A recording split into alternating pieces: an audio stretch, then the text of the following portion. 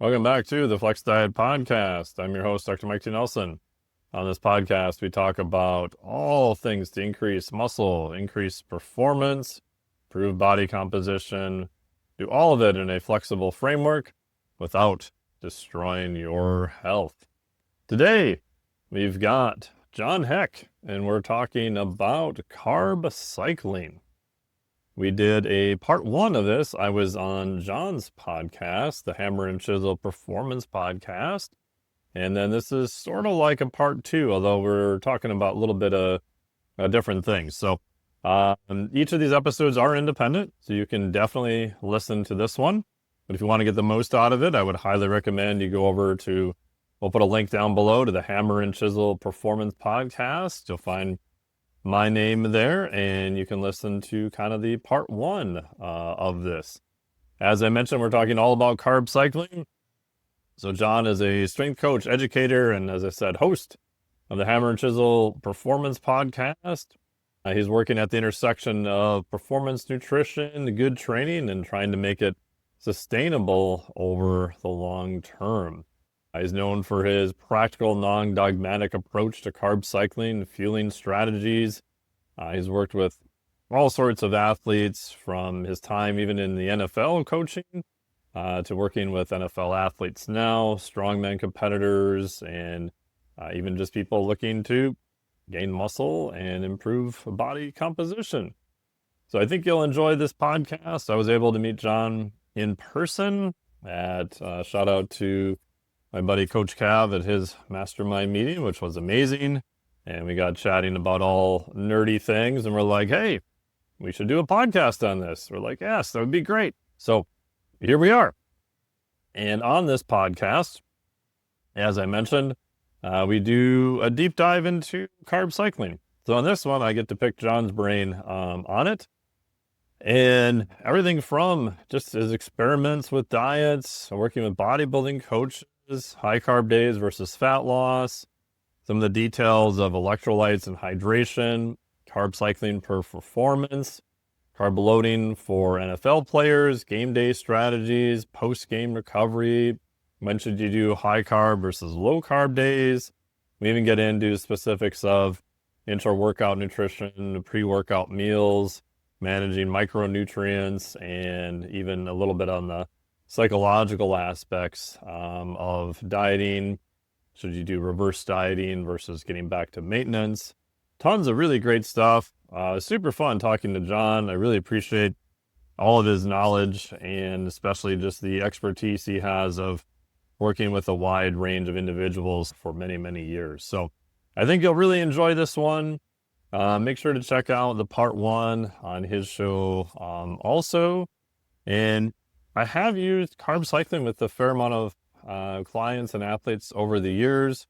I probably should talk a little more about it in public, but yeah, so this is kind of one of those opportunities to do that. So I've also realized recently that this is a strategy I thought a lot more people were using, and there wasn't really anything new to add. And I realized I think there's probably a lot of stuff people aren't aware of yet and can get some really good benefit from it. So enjoy this podcast with Jon Heck. And if you want more from me, check out my Fitness Insider newsletter, where we've got great stuff going out on a daily basis. And go down to the link below. We'll put a link directly here in your favorite podcast viewer. You can hop on. It's completely free. We send you cool stuff.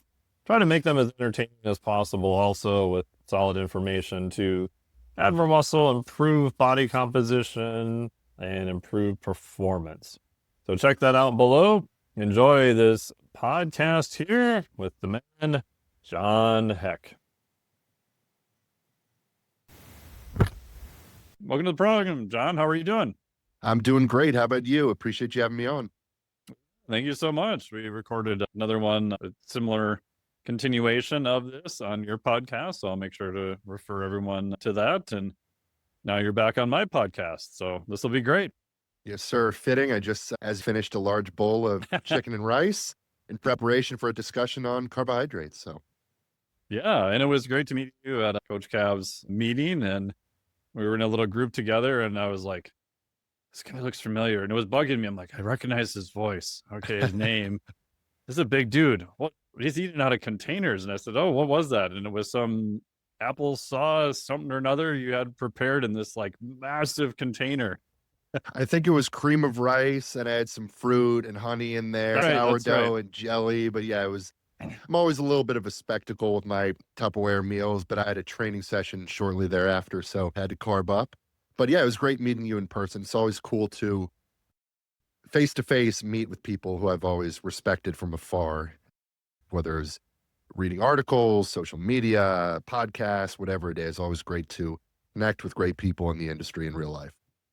And it was great to meet you there and followed a bunch of your stuff. I finally figured it out. It was like, oh, it was Dave Tate's podcast I heard you on. I was like, oh, now Exactly. it's all making sense because you recognize like a lot of people now. I recognize the name, but I recognize the voice more from listening to podcasts than anything else, which is this weird thing. And it's probably happened to you too. I remember a couple of years ago, I was in a airport in Chicago. I was just standing in line. I was talking to someone, and this guy comes up and he goes, "Hey, you're Mike T. Nelson, aren't you?" And I'm like, "Yeah." He's like, "Oh, I recognized your voice from your podcast. I'm on your newsletter." And I was like, "Oh, wow, this is surreal." Yeah, it is surreal.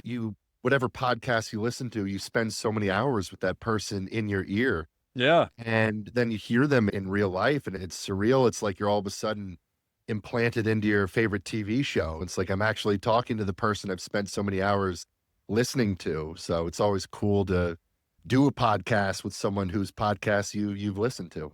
Yeah. And so today we're talking about carb cycling. And the first question I had is, how did you get into carb cycling? Was it yourself as an athlete? Were you reading the research? Was it just something you wanted to try? Like, what was the first time you just started playing around with it? Yeah, so my journey into carbohydrates has been all over the map. My actual first ever real diet that I followed was a ketogenic diet of Oh, all wow. things. Yeah, it was immediately post football. I'd been an offensive lineman. I was never truly fat, but I wanted abs. I'd always been a fan of bodybuilders and power lifters and the fitness industry. And when I finally finished playing football, I was going into strength and conditioning, and I wanted to compete in powerlifting, and I wanted to have abs. I wanted to have a great physique. And at that time, keto had really exploded onto the scene in popularity. And What I had year was read this about? Do you know? this was 2016. Okay. Got it. Got it. So it's not like keto was new or anything, Yeah, but it but was up on the popularity scale for sure for then. sure, it was in vogue. And I had read, you mentioned him on my podcast. I'd read Jeff Volek's The Art and Yep. Science of Low Carbohydrate I got that Performance. somewhere And around here still. yeah. And I was an avid listener of Mark Bell's podcast, and he was Yeah. War on Carbs, Yeah. keto guy. So I did a ketogenic diet, and I lost a lot of weight, and I lost a lot of muscle too. So I dropped from about 320 down to 265, emaciated. Now, granted, I dieted down too fast, and I'm sure if I were to do a ketogenic diet now, I could have done it better. But I got really lean, I got really weak, and I didn't like how weak I'd gotten. So I bulked back up. I started competing in powerlifting, and as I got into strength sports, I just started eating everything in sight. I wanted to be as big and strong as possible. And then next thing you know, I was 355 pounds and a fat mess. And I That's a was big like, swing. okay, yeah, huge swing. I got really strong, great leverages that I built from my bench and my squat. Couldn't deadlift anymore. I was so thick in the midsection, I couldn't even get into a starting position. I was out of breath walking up the stairs, and I hated the way I looked. So I was like, okay, I want to diet back down again, but I want to do this right. I want to have somebody, a professional, guide me through this. So I hired a bodybuilding coach. I figured, hey, who does body composition based diets better than anyone else in the world? It's the bodybuilders. For sure. So I hired a bodybuilding coach. His name is Cornelius Parkin. He was one of my early mentors with this. Now, he put me on a diet that was, you could call it a carb cycling diet of sorts. It was basically a training day, non-training day split, where on my training days, my carbohydrates were a bit higher, specifically around the training window. I had great success with that diet. And then over the course of the next few years, I worked with a few different bodybuilding coaches, and I was picking up different methodologies, things that I liked, things that I didn't like. And then finally, I worked with a guy named Justin Harris, who I hired him back in 2018, or 2018 or 19. And he put me on traditional high, medium, and low day carb cycling diet. And we started off in a fat loss phase. So I was doing one high carb day per week. I was doing medium carb days on all of my training days other than the high day. And then I was doing low carb days on my non-training days. And I had great success with that. And after that, I really stuck with carb cycling approaches moving forward for myself. And I started using it with a lot of clients that I work with. Very cool. Completely side note off topic. Have you heard Justin tell his story about testing out the different waxy maize for the Yes, supplement line? I have. He tried one of them. It was like a industrial wood glue or something. He's like, that one worked the best. And I was like, oh my God. Yeah, it's crazy. Some of these different concoctions that have like random industrial Yeah. applications that also have some sort of a bodybuilding. Like I'm sure you've heard of DNP, the Oh yeah. infamous mitochondrial uncoupler. 2,4-dinitrophenol. Yeah, it's just used in insecticides and explosives. TNT. Yeah, Emissions TNT. workers actually were getting too lean and they couldn't figure out why. And then some of them were dying and getting cataracts. And it turns out that the 2,4-dinitrophenol DMT can be basically transdermal. It gets in the air and was being absorbed through their skin.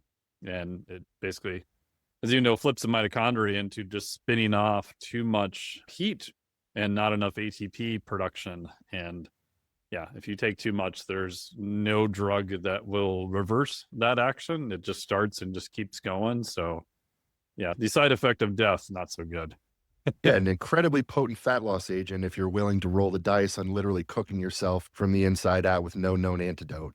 Yeah, I've known people who have done it, and all of them said the same thing of they felt just absolutely horrible.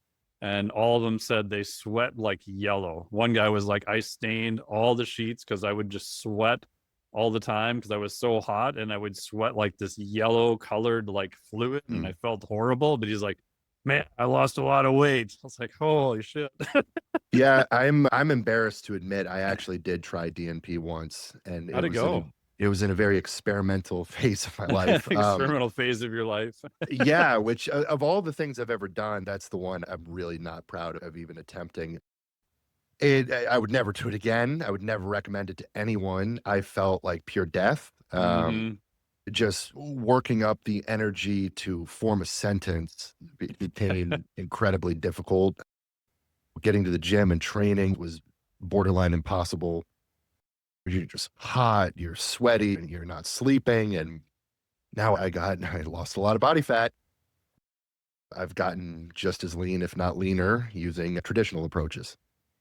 Yeah. So we're not recommending this to people, but we've both been around long enough to know that all these things have a finite life and they're going to show up again and someone's going to be promoting it and there's going to be a new group of people who don't know all the negative side effects and don't know what could happen and they think that it's new and the latest thing. And the last part on that too is that the therapeutic window, so the amount of where it's efficacious versus the amount that'll kill you, is relatively close.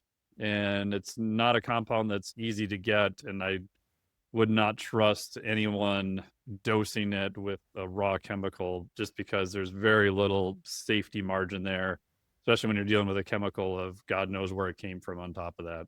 Yeah, and it has a very long half-life also. Very long half-life. Compounds in the system. Yep.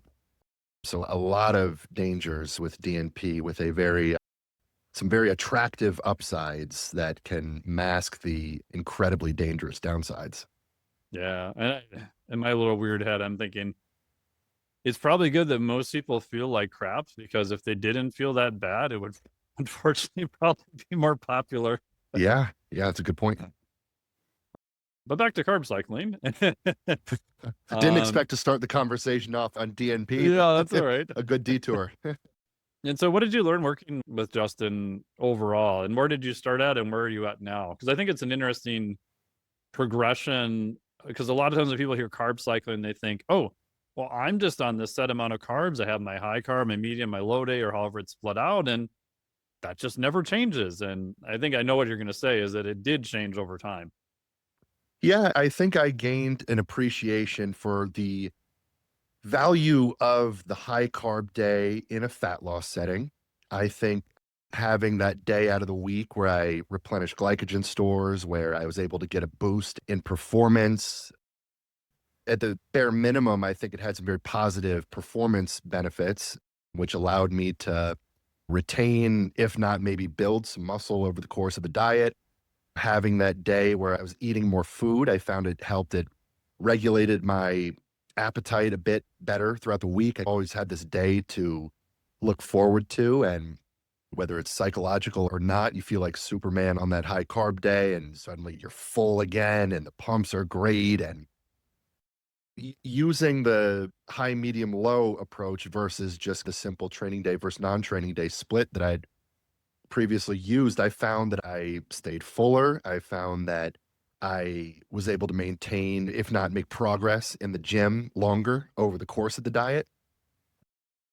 And yeah, my philosophies have evolved on my own since then. And I think at that time, it was really purely a macro based focus, whereas now I put a tremendous amount of value on micronutrient intake, on electrolyte intake, on fiber intake, and food sources in and of themselves, putting more focus on where I'm getting my fat sources from. I think, and by the way, I had phenomenal results with Justin. He's a tremendous coach. So if I'm talking about some of where our philosophies have maybe diverged, that's not a knock on him. Yeah. But if But anyone who's met Justin, he's also very much on the spectrum, very intelligent in certain yeah, areas, and very linear, like straight ahead, like here's where we're going, here's what we're going to do. And that's definitely a plus, because if you can predict what's going to happen for a client, like for client buy-in, like goes through the roof. So I get it. And bodybuilding is all about body composition. And I would say a wrong approach, but I think it's also limited in the fact that it was missing some of the components you're talking about also. yeah. And then on that high carb day, we would go really rock bottom with fats. And this is something that you mentioned How on low my go with show. fats on that day? So we would have no direct fat sources in any meal. Now Ooh, we would get fat from, if you I'm get some eating, indirect, but yeah. right, if I'm eating chicken breast but I would easily have below 30 grams of fat total on the day. And I'm eating lots of zero fat carbohydrate sources, cream of rice, honey, fruit, sourdough bread, and things like that. And then very lean protein sources. And we would reduce the protein as well. So protein was just moderate on the day, How carbs high were your exceptionally carbs? high. Now this changed as I got bigger. My carb intake became a lot larger. I think at the time, a high day for me probably was around 750 grams of carbs, Yeah, somewhere in that that's a lot. ballpark. Yeah. Whereas now, regular day of training for me is 1100 grams of carbs. So we do the once a week. I believe that first diet was about 750 grams of carbs. And on my low days, the carbs would be about half of that. So that's still not too bad, really. And sometimes when people say low, they're thinking 50, 70 grams. You're still in the hundreds. Yeah. Now, when I got rock bottom lean to the very end of the diet, I think on my low days, my carbs were probably down to, I don't know, maybe 150 grams of carbs or so. Okay. Yeah. So I've been pretty low calorie. Now these days, at the lowest, I think I got down to 7 or 8% body fat in my most recent diet, and the lowest my carbs got on a low day were probably 300. Oh, no. Yeah, so my capacity to handle a lot of carbohydrates has increased over the years as I've just gone through many diet phases, as I've added more and more lean mass to my frame. And then just creating a new, leaner set point, just a leaner, homeostatic body composition set point over time, I've found that just my body wants to stay leaner. Hmm. It's a lot easier to stay lean even during periods of the year where food intake becomes a lot more flexible. Do you think part of that is obviously the training and nutrition and stuff you've done, but do you think part of that is also, it sounds like prioritizing just health overall? The one thing I've noticed is if people generally, and this is a general term, are healthier if they do it in an intelligent manner and they have enough time to get down to a lower body fat percentage, it seems like they can stay there even if someone else did the same approach, but their blood markers are a disaster, their glucose is all over the place, like their health metrics are just a poo show. Yeah, for sure. I think when the system is functioning well, top to bottom, all of your various health markers are in check, your blood pressure is good, your mitochondrial health is good, your lipid panel is good, all those different things. I think your body's a lot more comfortable remaining there, obviously in very unscientific terms. But Yeah. yeah, I think just really being well rounded with the approach to nutrition and nutrient density, a focus on micronutrients, a focus on just being generally physically active and putting a premium on sleep. That's something that I've really always focused on. And at my size right now, I'm sleeping with a CPAP, which I've Yeah, had which to is very common. get used to. It's crazy when I'm dieted down versus when I'm bulked up. The neck and trap girth is Mm, just immensely different. I'm a pencil neck when I'm at my leanest, but really yeah, it's like all of interesting. I gain so much weight and girth just in my upper back and neck and traps and my face. That seems to be where I lose and store like all of my muscle mass. So yeah, as soon as I get bigger, my wife starts, as soon as my wife tells me I'm snoring, then the CPAP comes back into the rotation. And then I hit a certain point in the fat loss phase where I can put it back into the storage closet for a few months. But yeah, to your point, I think just being healthy, being active, sleeping well, eating really well, hydrating really well, just staying on top of all the various components of health has definitely allowed this to become a more sustainable normal. Real quickly, a side note on hydration, because obviously that plays a role into glycogen storage. But yeah. Carbs are going to pull a whole bunch of fluid in. Do you, I would assume, use some type of fluid, and do you use electrolytes also? Because that's, in my experience, I feel like probably one of the bigger mistakes I made previous to 5 or 6 years ago was just telling people to drink plain water and then switching their diet out to mostly real food, which was a positive. But I didn't realize until talking to Rob Wolf that, oh my gosh, like I drastically just crushed their sodium levels unintentionally. I was like, oh, sorry. Oh yeah. Yeah, I'm right now, I am on a daily basis eating 17,000 milligrams or consuming 17,000 milligrams of potassium and about 13 to 14,000 milligrams of sodium. So Oh, my wow. sodium and potassium intake is off the charts, and that's by design. That's intentional. And that's because I'm eating so many carbohydrates and I'm consuming about 2 gallons of fluid on top of that daily. So yeah, I first thing in the morning, I'll drink 32 ounces of room temperature water with an LMNT packet. Mm-hmm. That's about a gram of sodium, 200 milligrams potassium. I salt all of my meals pretty substantially with Himalayan pink salt. I'll add some supplemental potassium citrate to a few of my meals, but I'm getting a ton of just natural potassium. I drink a lot of coconut water, intra-workout, eat a russet potato daily, a huge amount of spinach daily, Greek yogurt. I use tomato paste, which is actually a really Huh. dense source of potassium. And you take just Interesting. one dollop of and tomato paste, not sauce. You get in the canned Oh. goods aisle, and it's a really dense source of potassium, and it tastes like a very potent marinara Hmm. that you put on your eggs, you mix into your chicken and rice, and really dense with potassium and other nutrients. But yeah, I've noticed ever since I really started putting an emphasis on electrolyte and fluid intake that I'm fuller. My pumps are significantly better. My blood glucose readings are improved. My blood pressure is improved. So I think that is a crucial and often overlooked component to a high carbohydrate diet. Have you found energy levels are just more consistent? Oh yeah. That was like the big thing I found that kind of shocked me. And I was like, and even now, sometimes I'm like, oh man, I feel a little off this afternoon. And I'm like, oh yeah, I didn't have as much. And granted, I use LMNT.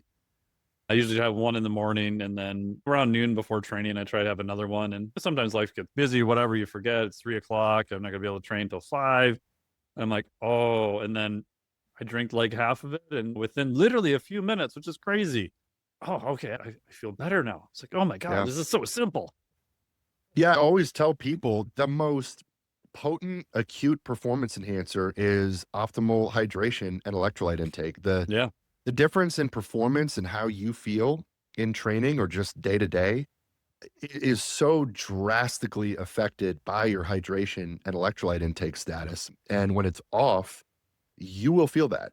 And when you're on top of it, you will feel that. And it's the most unsexy thing to talk about. It does not sell, it doesn't get Yeah. clicks. Talk about hydration and everyone rolls their eyes. Yeah, yeah, I know. I need to drink more. And I've found that it's one of the hardest things to get people to do. Yeah. Oftentimes, I can get people to adhere to a rigid diet structure, but getting them to stay on top of their fluid intake and their electrolyte intake, sometimes it's harder. So I treat my fluid and electrolyte intake with the same kind of rigidity as I do my diet. I've got my kind of set meal times, and then I've got my set 32 ounces of fluid times. And I Yep. usually, yeah, I drink one of these kind of right at the midpoint between every meal. I start my day with one. And then during training, I'm drinking 2 liters of coconut water. So yeah, I put a huge emphasis on it, and it makes a world of difference. For sodium, and then I'll ask you about potassium too, because I think these are when people are increasing carbohydrates, I think one of the complaints of why, air quotes, the carbs are not working, a lot of times it's not necessarily the carbohydrates, it's their electrolytes are off. They're not consuming enough fluid for glycogen storage and all this other Yes. stuff, which for the listeners, even though we're talking about carb cycling, that's why we're going on and on about electrolytes. But have you found that the sodium intake with athletes tends to vary a lot? So if I exclude athletes I've worked with who are very large mammals, so let's say like 250 and under, I've noticed 3 to maybe 9 grams of sodium per day. Like I've had some 3 to 4 grams are okay. I could give you a list now of people that are on 8, 9, 10 grams a day and feel better. And sometimes they're the same body size. They look very similar on paper. And I don't know why that is. I talked to Andy Galpin about this too, and he was like 2 to 8 grams per day. There seems to be a big range for some reason. I don't know if Yeah, you've seen that. there does. And little things can play a role in it, like the climate. If Yep. you're in a hotter temperature, that's going to play a role. And just some people sweat more. Some people Yeah. tend to be heavy sweaters. Some don't. Some people I was lose a lot of always, sodium in their sweat. Some people don't. yeah, I was always a guy who I always cramped. No matter what Really? I did in a hot football practice, I was going to cramp. Huh. I could consume all the fluids and electrolytes in the world. I was cramping. And it was so frustrating to me. And it got chalked up to I was a quote unquote salt sweater. But yeah, you do see that a lot. And I'll be honest, I don't have a ton of what I would consider reliable, hard data across a large number of athletes with that, because I find they tend to be so unreliable with their sodium intake, and getting them to follow a diet can be tough. And then it's like you want them to Yeah. start measuring milligrams of sodium. It's like, oh boy. So I don't have a lot of just really good, reliable data from clients on it, but just anecdotally, you're 100% right. I think it does vary, and different factors play a role in that. And temperature, sweat levels, level of activity, if you're training outside, inside, things like that. So there is a range. Yeah. And I just tell people just play with going up higher. Like you said, if you're a healthy individual, I haven't seen many negatives. And of course, at some point, is there going to be a negative? Yes. But I think more people would if they're eating an actual real food-based diet. Their fingers aren't orange from cheese doodle dust like all day. I just find that in general, they'll do better with more sodium and more electrolytes and more fluid. Yeah, for sure. And I think that increase in sodium, you need to scale your fluids and potassium with it. Yeah, my You next know, it's question was potassium. Like, I think you said your ratio of potassium was even higher than sodium. Is that correct? yeah. So I'll shoot for 80 milligrams per kilogram when Hmm. it comes to potassium intake. So I've really honed in on this pretty specifically more in the last year or so. Right now, I'm shooting for myself between 100 to 120 milligrams per kilogram of potassium intake daily. But the I think the daily recommendation is like 4,700 milligrams daily of potassium Mm-hmm. intake, which Sounds about right. if you're a large, hard training individual and you're eating a lot of carbohydrates, that's going to be probably painfully low. With 80 milligrams per kilogram, that number oftentimes doubles for normal sized individual, like a 200-pound male. And I've found that's been a game changer. And, I think sodium has often been demonized and, oh, it's going to result in high blood pressure and cardiovascular disease and this and that and the other. And, I often point out that it's not necessarily a sodium issue. It's a dehydration and lack of potassium issue. When you are, I call the holy trinity, the fluids, sodium and potassium, they all need to be working together. If you're consuming a ton of sodium, but not drinking a lot of fluid, under consuming potassium, yes, your blood pressure is going to go up and there's going to be negative health implications. If your potassium is sky high and your sodium is super low, your blood pressure might drop too low. If you're consuming all the electrolytes, but very little fluid, we're going to run into issues. So they should all be working in sync. And when they are, magic happens and it's a potent performance enhancer and drastically improves your ability to effectively utilize carbohydrates. Yeah, and like you said, I use Chronometer for software. There's great software you can get to try to figure out your amounts and plan it out, and you get some great suggestions of food there, and it's also cheap. Like, it doesn't really cost you a lot much. Like, if people want to do their own back of the envelope calculations, they can sit down and do that too. And my prediction is that now everybody has their own high sodium electrolytes, that we're actually going to see the next round, I think, is actually going to be higher in potassium, is my guess, but we'll see. Yeah, yeah. Traditional electrolyte supplements, they're always very sodium laden and they always tend to be pretty low in potassium, which to your point, I think if they could start making products that were higher in potassium as well, I think that'd be great. Awesome. So back to carbohydrate cycling, do you consider what is carbohydrate cycling in your head? Is it high low? Is it high medium low? And then is that kind of a weekly, kind of daily alteration, or how do you conceptually think of carbohydrate cycling? Yeah, I guess in my mind, I've always thought of a true traditional carb cycling model as the three-layered approach with the high, medium, and low. I think technically you could say if you're making a significant distinction between carb intake on training day versus non-training day, and it's just that A-B split, that's technically carb cycling as well. And if I'm doing the high, medium, and low, depending on the goal and the phase, for example, a fat loss diet versus a gain phase versus somebody who is really performance oriented and not concerned about body composition, that will change. So usually if it's a fat loss diet, that high carb day, it might be a once every 7 day thing. It might be more of a once every 10 day thing. And that will vary with individuals. If I'm starting off with somebody who they've got quite a bit of body fat to lose, we probably won't even have a high carb day. We'll probably just start with that simple training day, non-training day. And as they get leaner and more depleted, we start working in a high carb day for kind of that refeed type of thing. But for a bigger guy carrying a lot of muscle mass, higher metabolism, we'll definitely do the high carb day once every 7 days in a fat loss diet. When in a gain phase, that might be more like 2 high carb days a week. If calories get high enough, I think the high carb day disappears and it just becomes the calories are so high on training days. They're all high days, right? So it Yeah, just goes to the training day, non-training day split. Now, if it's an athlete who it's not so much a body composition focus, but it's just performance, well, then we might do the high, medium, and low split where we have that high day the day before the game, for example. So football players, it may not make a whole lot of sense to put their high carb day on game day itself, just from a logistical standpoint.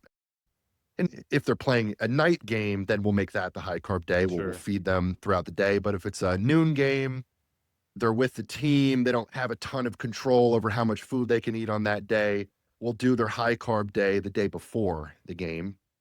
Or if it's a distance runner, we'll put their high carb day the day before their big run or their biggest output day. Oftentimes with athletes, I've found that like with football, sometimes doing a low carb day, like a really low carb day, the day after the game, I like because there's Hmm. some anti-inflammatory properties to it. I think sometimes the guys, they feel a little bit better physically the next day with a lower carb emphasis. And so, yeah, when it comes to the more performance oriented stuff, we'll play around with it a little bit depending on the sport and the athlete. Yeah, and for listeners' perspective, even if you did like a NFL football Saturday, you do your carb load, your games noon on Sunday, you're not really losing anything because we know glycogen is going to be depleted by muscular work. They're not doing much Saturday night. You're just getting ready for the game on Sunday. So your Exactly. glycogen's it's not going to disappear. It's still going to be there. Liver glycogen is a little bit low, but that's easy to replete in the morning and you're good to go. Yeah, exactly. So, like I said, if it's a noon game, we'll feed them high carb day the day before. Like you said, they're sitting on an airplane, they're in a hotel room, they're barely moving at all. And then on game day itself, we'll have a big breakfast. We'll go with a big high carb breakfast for sure. And then they're on the field and they're playing. If it's an 8 p.m. game, that's different. Then we're going to try to Yeah. have that high carb day on the day of. And then post game, we'll try to feed them back up and get a bunch of carbs in them. And then if we're able to do that, then like I said, sometimes the next day where they're just beat up, they're highly inflamed. Oftentimes I find they don't sleep very well, their appetite's Yeah. kind of low. I didn't used to Just do been this, in but like 3 car wrecks. yeah, exactly. Going with that lower carb day the next day, I found some success with guys doing that. And then they play Sunday, low carb Monday, and then we start feeding them back up on Tuesday.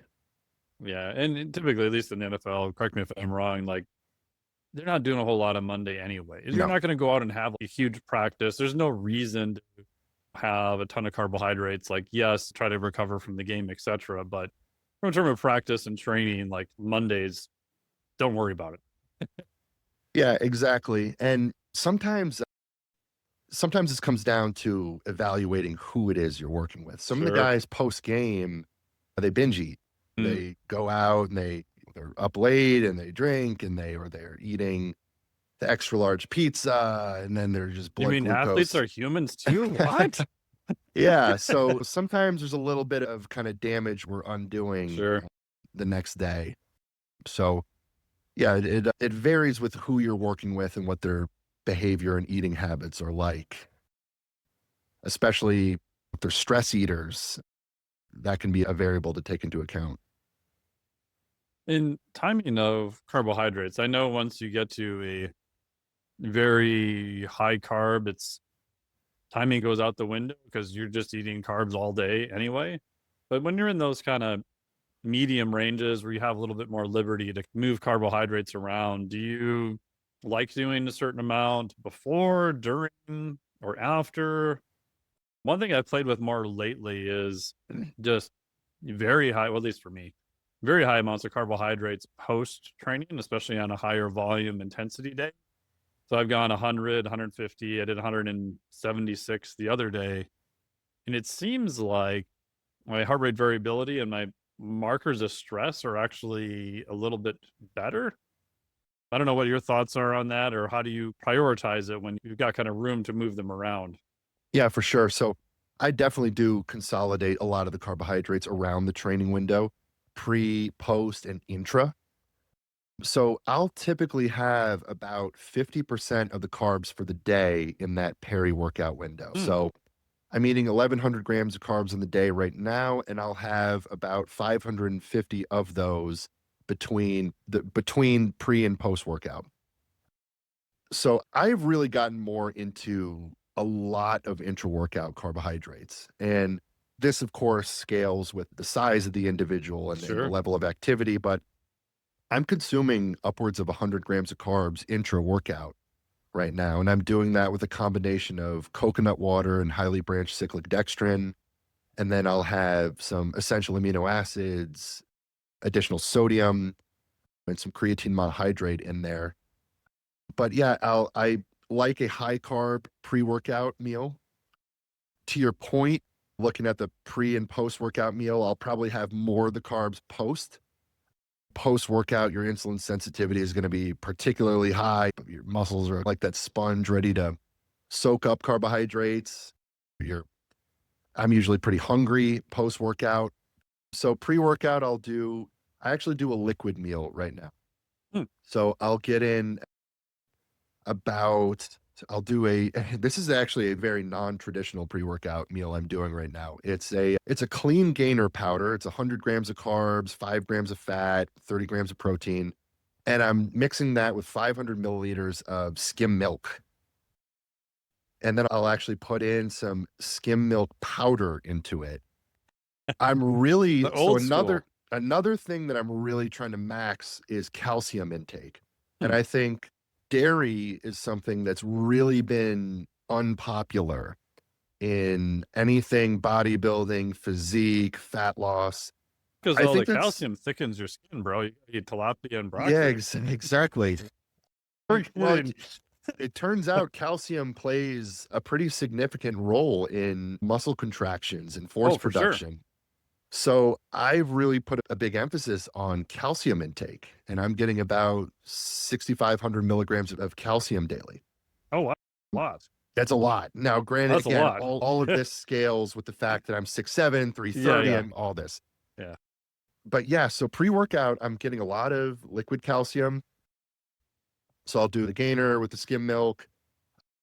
I was using honey in that shake. I'm actually using molasses, which it's like honey, except it's rich in potassium and it's rich in calcium. So it's kind of like a nutrient-dense honey substitute. And then I'll have a good portion of banana with that. I'll blend it all up and drink it. So all in all, it's about 200 grams of carbs, 50 grams of protein, 5 grams of fat. And then intra-workout, 2 liters of coconut water, scoop of highly branched cyclic dextrin with aminos, creatine, sodium. And then post-workout, getting in about another 225 grams of carbs or so from cream of rice, whey isolate, Greek yogurt, honey. So all easily digestible, quick carbohydrates, easy digesting protein sources. I keep the fat pretty low around the training window. But yeah, I try to consolidate a lot of those carbs peri-workout. That intra-workout nutrition has been something that's been a revelation for me in recent years. And how high are your carbohydrates on the intra-workout? About 105 grams of carbs intra right now. Yeah. Yeah. Have you found, and how much do you use for essential amino acids for the intra? I've got 30 grams of essential amino acids in there. Okay. So that's pretty high. Have you It is.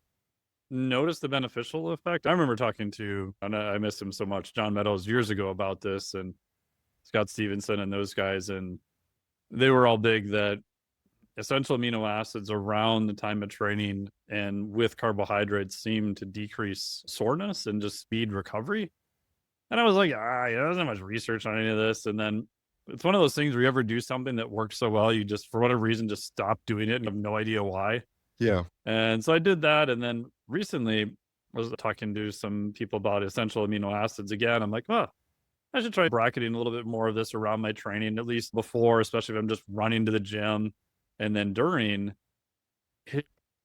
I don't know. It seems to help. Like it feels like my performance is more even and my recovery feels like I get back to baseline better. Again, maybe it's a placebo, who knows? But I'm curious on what you've noticed on that.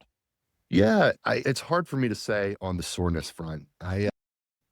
It's I'm still probably, sore, but I just don't feel like it's as bad. But yeah, yeah, it's all subjective. it is. I The way I've just always looked at it is I've got this very high insulin environment around training. I'm consuming all these carbohydrates. There's a lot of insulin in the system right now. So having some essential amino acids that can get shuttled into the muscle alongside all those carbs, it's something that I think there's benefit to it. There's merit to doing it. I definitely feel an acute benefit to the carbs and to the just electrolytes from the Sure. intra-workout drinks. The EAAs, I can't say I felt a whole lot of subjective difference, but again, I think the reasoning behind it is sound.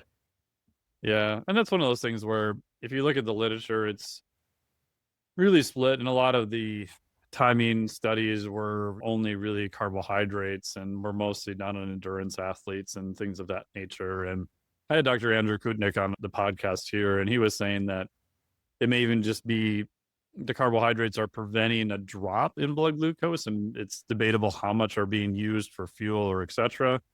So I still think it's one of those things it's been around for a long time, but yet it's crazy to me. We still have all these questions about carbohydrates. Athletes have been using carbohydrates for how many hundreds of years? Like we've been sticking muscle biopsies since the Bergstrom needle in 1964. So we've literally been poking people and pulling out tissue and muscle and glycogen and looking at it. And we're still like, yeah, I think this might help. Yeah, one other kind of subjective thing I could say is I have absolutely observed that when I'm consuming a lot of intra-workout carbohydrates, that the pumps are better and bigger and fuller. Vasodilator that people forget too. Yeah, yeah, true. So again, I found a lot of benefit to it. Now it can be a little tedious putting together all the concoctions and the carbs and the creatine and the aminos and all that. But I've stuck with it and I believe in it. And it's also just a convenient place to stick a bunch of my daily carbs into. Yeah. Because at that level, do you find a lot of it is also when your carbohydrate intake is so high, it's like, how do you physically get these things into the system? Right. And I think one of the criticisms is, oh, we're using this prepackaged nutrition and supplements and all this stuff. But when you're at a level you're at where you're at 1,000+ grams of carbohydrates, if you look at, oh, let me try to eat this in fruit or pineapple or vegetables, it's like, good luck. Like it's almost, it's not impossible, but it is very hard. And then you add digestion and time and everything else to it. It's more difficult than I think people realize if they've never tried to even eat 400 or 500 grams of real food carbohydrates per day. Yeah, exactly. Digestion and appetite are going to be significant rate limiting factors in your Yeah. ability to sustain that kind of intake. If I was trying to get 1,100 grams of carbs daily from white rice and potatoes and oatmeal and berries, I would be destroyed by halfway in. So I've got a little bit of I start my day with a pretty dense whole food meal. I'll get a decent bit of my fiber intake in the morning. So it's sirloin, eggs, oatmeal, almond butter, ground flaxseed, a triple berry mix. So that's a heavier meal. And then my next meal is pre-workout, which is liquid. And then post-workout's easy to consume. And then the next meal is another pretty substantial whole food meal. So that's going to be a lot of white rice and chicken breast and guacamole and things like that. And then I'll finish the day off with kind of a half and half of some easy to eat foods and some more dense sources. So rotating between the heavier meal, light, liquid, heavier meal. It makes it a little easier to consume throughout the day. But yeah, a chunk of my carbs are coming from juices. I drink a good bit of orange juice, which is contributing to my potassium intake. Getting in the 100 grams of carbs via liquids intra-workout. I mean, that takes off a significant chunk of the daily load. And then using things like honey and some maple syrup, just some of these simple sugars really takes the digestive load off.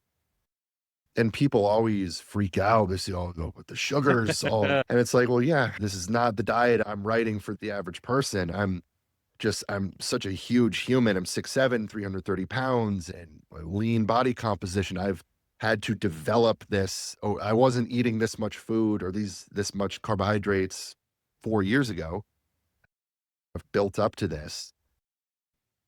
And at this point, I have to utilize some of those processed sugars to make it manageable. And my blood glucose is fine. I stay on top of it.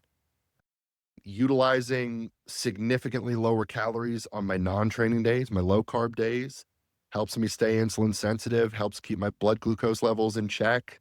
I'll supplement with berberine on a daily basis and try to take a 10-minute walk or so after most meals, the Stan Efferding, like you mentioned on my podcast. Shout out to Stan. Yeah, I definitely take some measures to keep blood glucose in check. I monitor it every morning. But even in spite of all the sugar I'm consuming, blood glucose levels have remained pretty damn stable. Nice.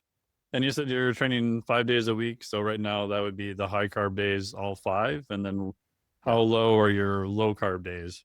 Yeah, so 1,100 gram carb days, 7,300 calories, 5 days a week. And then on my non-training days, carbs are at 550. So exactly half. And then I'll bring my fats up on my non-training days. So I'm eating 140 grams of fat on training days. I'm eating 200 grams of fat on non-training days. And then protein stays static at 350 grams for me daily. And the reason for bringing the fat up is just to try to get more essential fats, or is there some micronutrients or other things you're trying to accomplish with that? I don't want my calories too low. Got it. I'm putting an emphasis on bringing the carbs down on those couple days. Again, just helping stay insulin sensitive. And I've looked at it almost as a little bit more of AMPK days versus mTOR heavy days. So shout out to our friend Anthony Castor. I know he's a big fan of that too.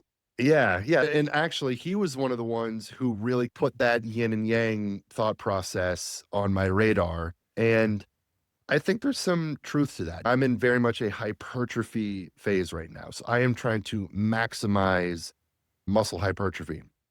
So 5 days out of the week, every little thing I do that day is geared towards just hacking hypertrophy in every way. So I've got the foot slammed down on the mTOR gas pedal. And then on my non-training days, carbs are a lot lower. I'll utilize a little bit of go a couple hours longer in the morning without eating meal 1. I try to get more walking in. So try to get a little bit more AMPK, a little bit less mTOR in those days so I can remain sensitive to that signaling when I need it.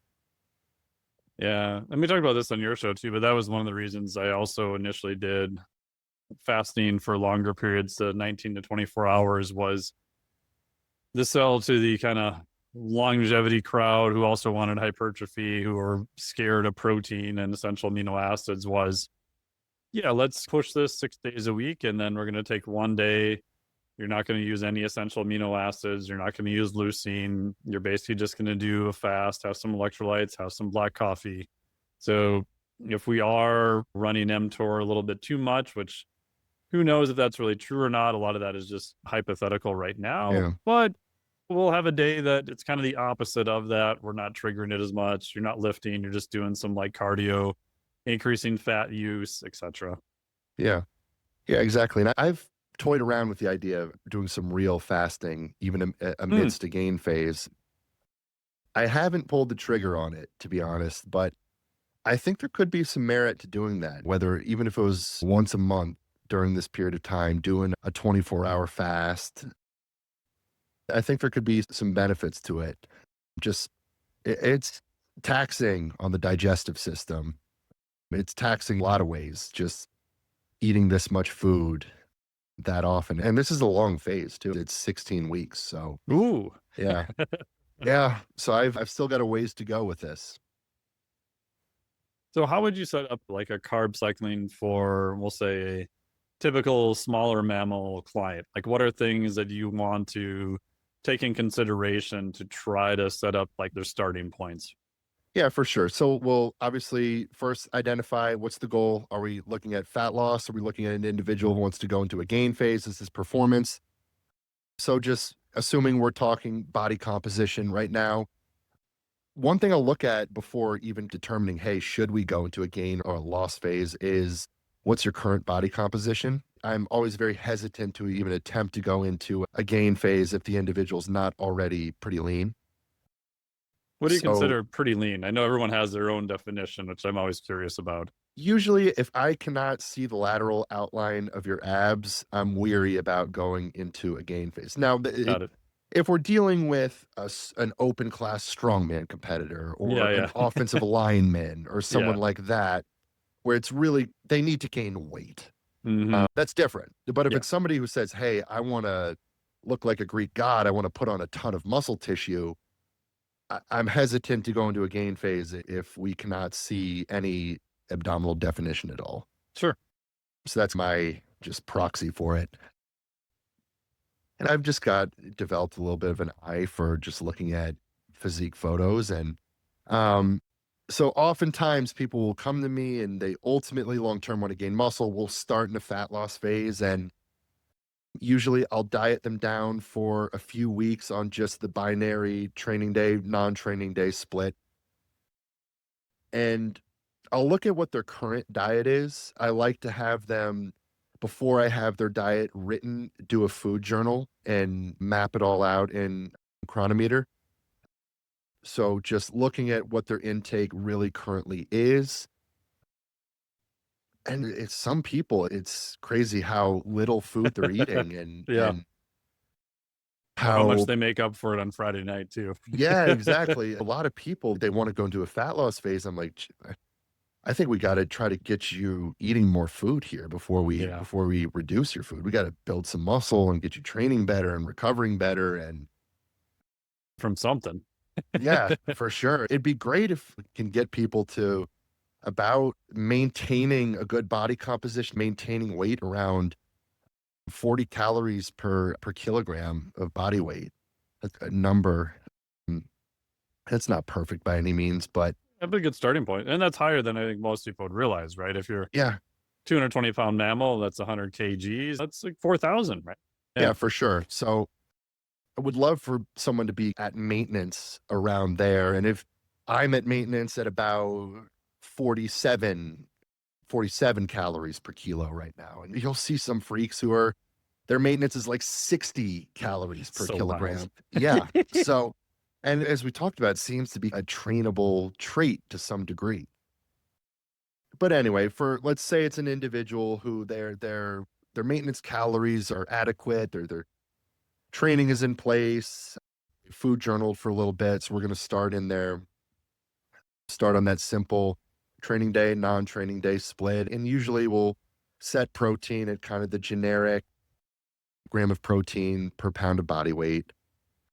I like to keep protein a little bit higher in a fat loss phase and Yep. bring it a little bit lower when we're in a surplus. And then we'll set their calorie intake to be at a modest, a slight deficit on their training days and a little bit of a bigger deficit on their non-training days. Usually getting about 60% of their calorie intake from carbohydrates. And then I'll usually have that non-training day, their carbs at roughly half that of their training days. And then usually their fats will come up a little bit so the calories aren't too low.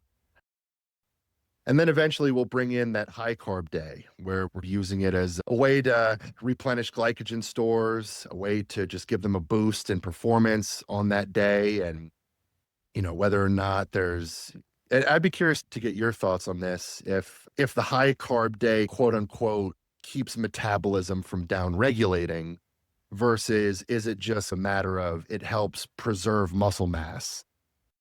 It helps performance output on that day. But regardless, we'll bring in the high carb day, and I'll usually start that on the lower end, and we'll see how they respond, and then titrate that high carb day up as high as we can while still seeing fat loss progress. And we'll try to get some data after that high carb day. Okay, usually we'll see a spike up in body weight, and then we'll look at how many days does it take to come back down to baseline. Do you hit a new body weight low that week? But then we're also looking at photos, looking at body composition photos, looking at metrics in the gym, and evaluating, okay, are we still making progress here? And I'd love to get that high carb day high as we can while still making progress. Yeah, I guess if you would have asked me 5 years ago on the high carb day, I would have given you some answer around insulin and leptin sensitivity and resetting this or that. And then now I'm like, I don't know. I have my doubts. And that's from some of the data, which is not the same, but on some of the diet breaks, like the studies like Dr. Bill Campbell has done. And the short version on some of those was that if you could just keep going, you probably, for metabolic reasons, didn't really need a diet break. But for psychological reasons, it could be very beneficial. So I think if you're dealing with generally healthy people, they're probably more robust than what we realize. And that high carb day might be replenishing glycogen stores to increase better performance, which also gives them a psychological boost. A lot of times that's the day they get to have a little bit more fun foods, which is motivating for them. So I think there's a lot of reasons to include it, but I have my doubts that there's really big effects on leptin or resetting all these hormones and stuff like that. I doubt that it's having as big a long-term effect from that as what we used to think. Yeah. One thing I'll say is I think it was on my podcast that we talked about it, was sometimes the body does sorcery. Oh, for sure. You'll see weird shit. It seems like the more muscle and leaner the individual is. So if we're talking about bodybuilders, you see this kind of sorcery where we're dealing with guys who are carrying just exceptional amounts of muscle mass. They're very lean. Guys like that do seem to need that high carb day. Yes. When they're dieting down, they get overly flat. They're just vaporizing through carbohydrates. And I've seen diets, just guys get over dieted and soft, and when they don't have the high carb day. And it seems like the bigger and more advanced and leaner the individual is, the more it necessitates the high carb day. Whereas on the flip side, the fatter the individual is, the less muscle mass they carry, the less and less relevant that high carb day is on a physiological level. And to your point, it becomes borderline purely psychological at that point, which there's merit to that. Like if you're, oh, for sure. If you've got that high carb day every week, it's that light at the end of the tunnel. It allows you to adhere to your diet for all the other days out of the week. Then we get to finally enjoy some more food, and you subjectively at least feel better in training that day. And maybe you are getting more output in training that day. Then those are all beneficial things. And even if that uptick in calories for the week wasn't on paper helpful to the net calorie balance, we're still in a deficit for the week. We're still losing weight. It plays out in our favor. But yeah, some of the big freaks, they seem to just deflate like a balloon if they don't have the high day. Yeah. And in some females I've seen, especially as they get really far into a diet phase, my little hallmark is if we give them a fair amount of carbohydrates and their weight actually drops the next day, which one, they're like, what the hell happened? Mm-hmm. And then two, in the back of my head, I'm thinking, okay, I've got their HRV, I've got their respiratory rate, I've got their body temp, I got all their metrics, but I still think I'm pushing stress harder than what I think, because I don't know what your thoughts are, but my thoughts are the carbohydrates are having more of an anti-catabolic, anti-stress effect. They're losing fluid actually when they should be having more of the reverse effect. So that makes me think, okay, put the Band-Aid over it for now, but in my head, I'm like, it makes me a little bit more cautious of how aggressive I'm going to be going forward. Oh yeah, for sure. I think there's a lot of truth to that. I think you'll see you give someone that high day and their cortisol levels drop. They sleep better Yeah, sleep finally. usually almost drastically improves. Yeah, if you've ever been really dieted down, you're staring sense. awake at the ceiling, your body's screaming that you need to go hunt a woolly mammoth to survive the long famine Yeah. you're clearly in. So yeah, I think from a stress regulation standpoint, that high carb day can, yeah, I think it does have real benefit for some people. And yeah, I think with females a lot, especially in like bikini competitors and the female side of bodybuilding, you see these women just getting horribly over dieted Oh yeah. where their calories are abysmally low. It's tilapia and Tilapia and broccoli. broccoli. That's all it is, man. We just adjust the amount of tilapia. I'm like, oh my God. What year Yeah. is this? 1981?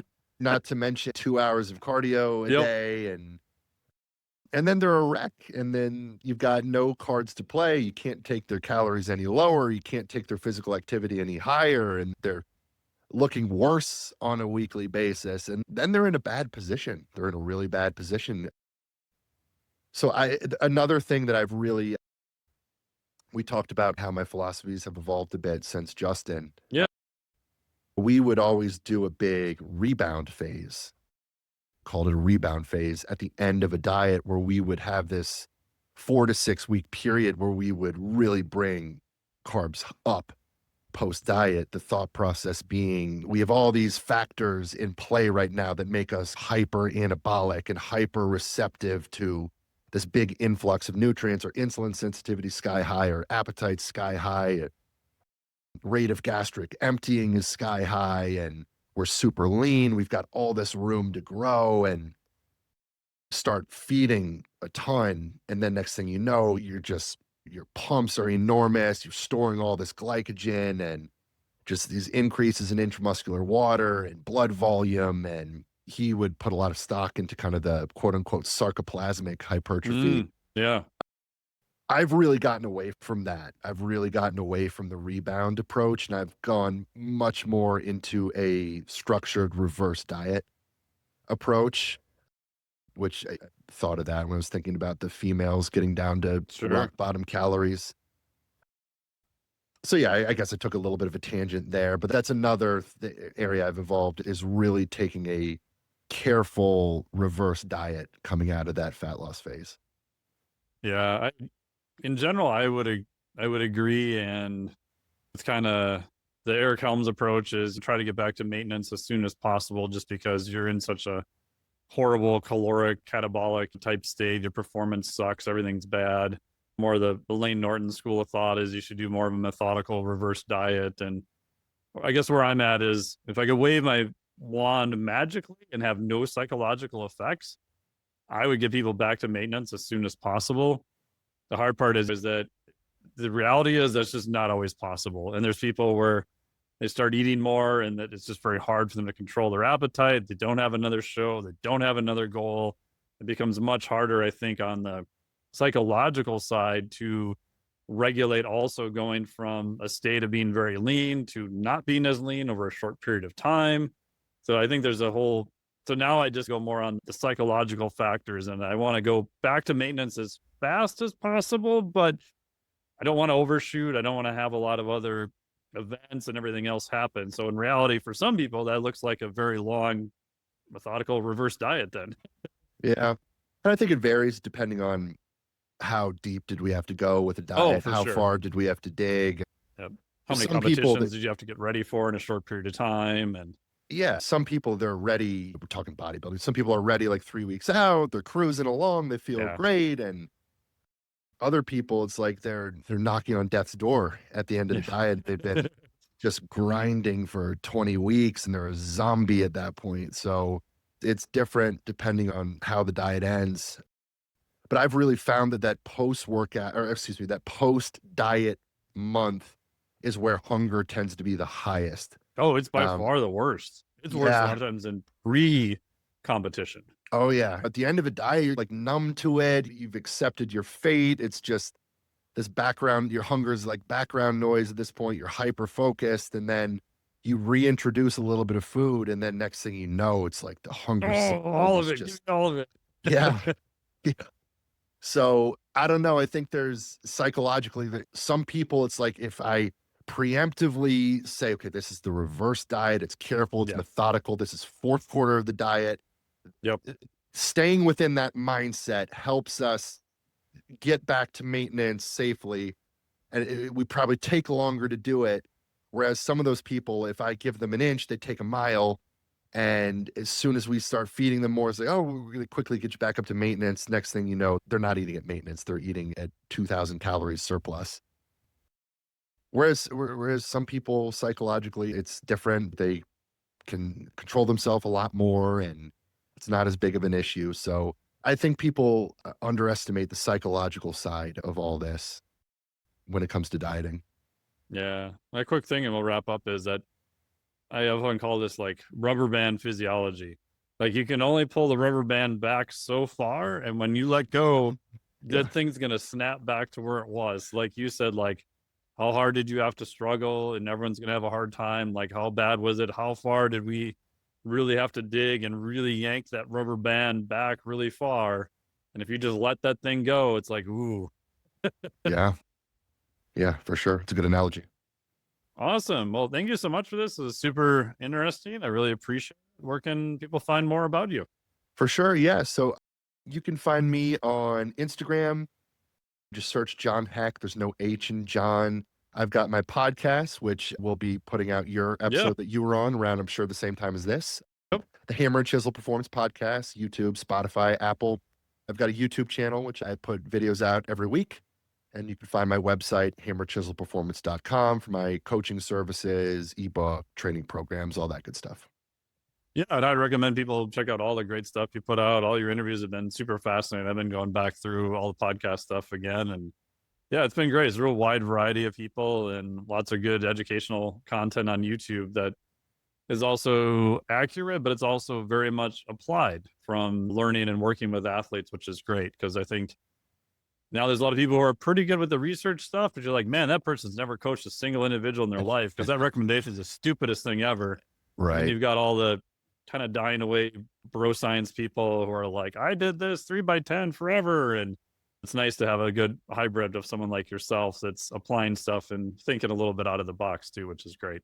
No, thank you. It means a lot. Yeah, I think there's got to be an art and a science to coaching. So I try to be somewhere in the middle with all that. But yeah, I appreciate you having me on your show. Thank you for coming on mine, and awesome that I'm really glad that I got to meet you and connect with you. So I'll be looking forward to talking with you more, picking your brain, reading your newsletter, all that good stuff. Yeah, thank you so much. Appreciate it. Thank you so much for listening to the Flex Diet Podcast. Really, really appreciate it. Huge thanks to Jon Heck for coming on here and having such a wonderful discussion about carb cycling, and him being so open and sharing all of his explicit tactics and techniques and everything with everyone. Make sure to check out all of his great stuff on Instagram. We'll put a link to it down below, and we'll put a link to the podcast I did with him. And you can check that out. And he's got a ton of great guests on his podcast also, so I'd highly recommend you check that out. And if you want more stuff from me, you can hop on to the free insider newsletter. We'll put a link down below, free to join. We'll send you daily cool stuff, all related to these topics: how to add more muscle, improve performance, and a better body composition. So thank you so much for listening. We really, really appreciate it. If you could do us a big favor, give us a thumbs up or whatever, stars or freaking emojis, or I don't know what all the platform podcasts are using these days. Leave us a short review. All of that stuff goes a really long way to helping us with distribution of the podcast. Forward it to a friend. Please tag either one of us online so we can say thank you. Thank you so much, as always, for listening. Really, really appreciate it. We'll talk to all of you next week. He something wrong with his hearing aid. What's wrong? I can't hear with it. Oh, no wonder. It's too far away. This podcast is for informational purposes only. The podcast is not intended as a substitute for professional medical advice, diagnosis, or treatment. You should not use the information on the podcast for diagnosing or treating a health problem or disease or prescribing any medication or other treatment.